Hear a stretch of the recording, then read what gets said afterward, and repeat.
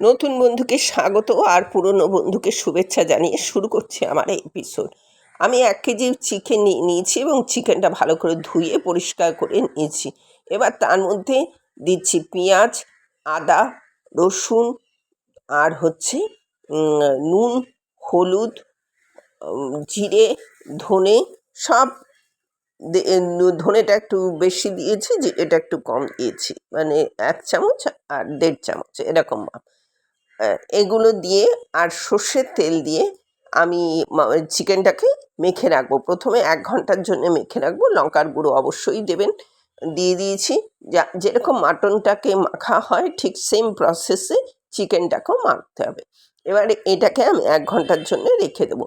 আপনার যদি সময় না থাকে তাহলে আপনি আধা ঘন্টার জন্য রাখতে পারেন, কিন্তু এটা কিন্তু ড্রাই হবে। মানে মাখাটা ড্রাই হবে এবং কষানোটাও তখন জল পড়বে না এটা। এবার দেখুন কষানো হয়ে মেখে রেখেছি, 1 ঘন্টা অলরেডি ডান। এবার আমি কড়া বসিয়ে দিয়েছি, আলু আমি কেটে রেখেছিলাম, আলুটাকে আমি ভেজে নিচ্ছি। আলুটার মধ্যে একটু নুন, হলুদ আর লঙ্কার গুঁড়ো দিয়ে আমি এটাকে ভেজে নেব, ঠিক বিরিয়ানির আলু যেভাবে ভাজা হয় অনেকটা সেইভাবে, বা চিকেনের মাটনের যে আলু ভাজা হয় ঠিক সেইভাবেই এটাকে আমি ভেজে নেব।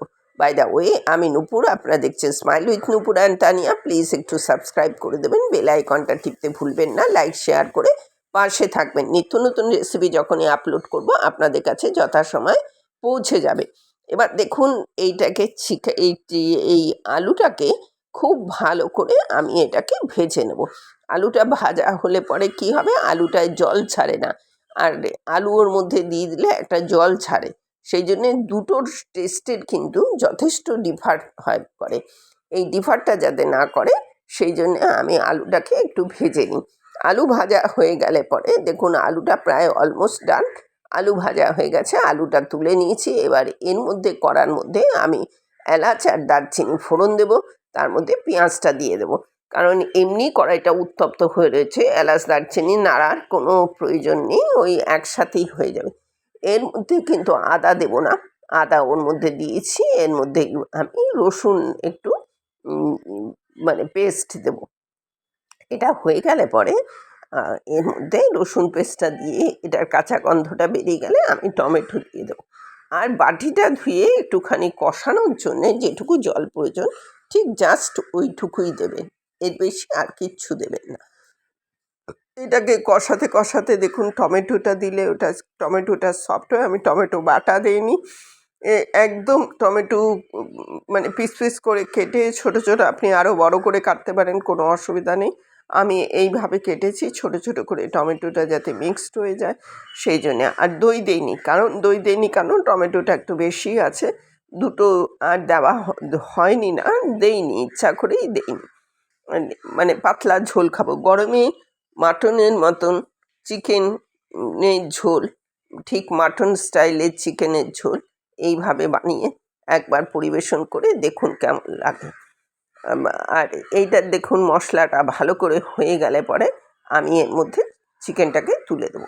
এবার চিকেনটা কিন্তু এখন কোনো জল পড়বে না, এমনকি মশলা ধোয়া যে বাটিগুলো সেই জলও দেবেন না। এর মধ্যে কিন্তু এটা কষানো হতে থাকবে, কারণ পেঁয়াজের আর টমেটোর যে জলটা সেটা অলরেডি এর মধ্যে দেখুন বেরিয়ে গেছে। এবার যখন বেরিয়ে গেছে সেই মুহূর্তে আমি ভাজা আলুগুলো তুলে দিলাম। আলুগুলো তো ভাজাই ছিল, তা সেইগুলো দিয়ে এবার এটাকে কষাতে শুরু করব। কষাতে কষাতে দেখবেন এটা ড্রাই পজিশানে আসবে, তখন আমি একটু গরম জল করে নেব। গরম জল করে সেই গরম জলটা দেবো। এটা এখন কষাতে থাকছি, কষাতে কষাতে এটা যখন এর পজিশানটা চলে আসবে তখন আমি গরম জলটা দেব, তার আগে পর্যন্ত আমি গরম জল দেব না। এবার এটাকে আমি কষাচ্ছি। এটা দেখুন কষতে কষতে অনেকটা হয়েছে, অলরেডি গরম জল বসিয়ে দিয়েছি, আর সেই গরম জলটা গরম হয়ে গেছে, আমি ওর মধ্যে দিচ্ছি। সাধারণত রান্নার মধ্যে গরম জল দেবেন, গরম জল দিলে পরে রান্নাটা ভালো হয়, কারণ ওর একটা টেম্পারেচার আছে আর ঠান্ডা জলের টেম্পারেচার দুটো কিন্তু মিক্সড হয়ে যায়, মানে একটু অসুবিধাই হয়। সেই জন্যে এটাকে ভালো করে বয়েল করার জন্যেই আমি এটাকে দিয়েছি, বা টেস্টেরও একটা সুন্দর ডিফার যাতে না হয় সেই জন্য আমি গরম জল দিই। এই গরম জলটা দিয়ে রেডি টু সার্ভ এতক্ষণ আমার সাথে থাকার জন্য অশেষ ধন্যবাদ। পরবর্তীতে দেখা হচ্ছে যে কোনো এপিসোডে যে কোনো রেসিপি নিয়ে। নিত্য নতুন রেসিপি পেতে আমার চ্যানেলটা সাবস্ক্রাইব করে রাখবেন, বেল আইকনটা টিপতে ভুলবেন না, লাইক শেয়ার করে পাশে থাকবেন। এই রকমই নিত্য নতুন বিভিন্ন ধরনের রেসিপি আমি যখনই আপলোড করব পৌঁছে যাবে। আজ তাহলে আসছি, টাটা।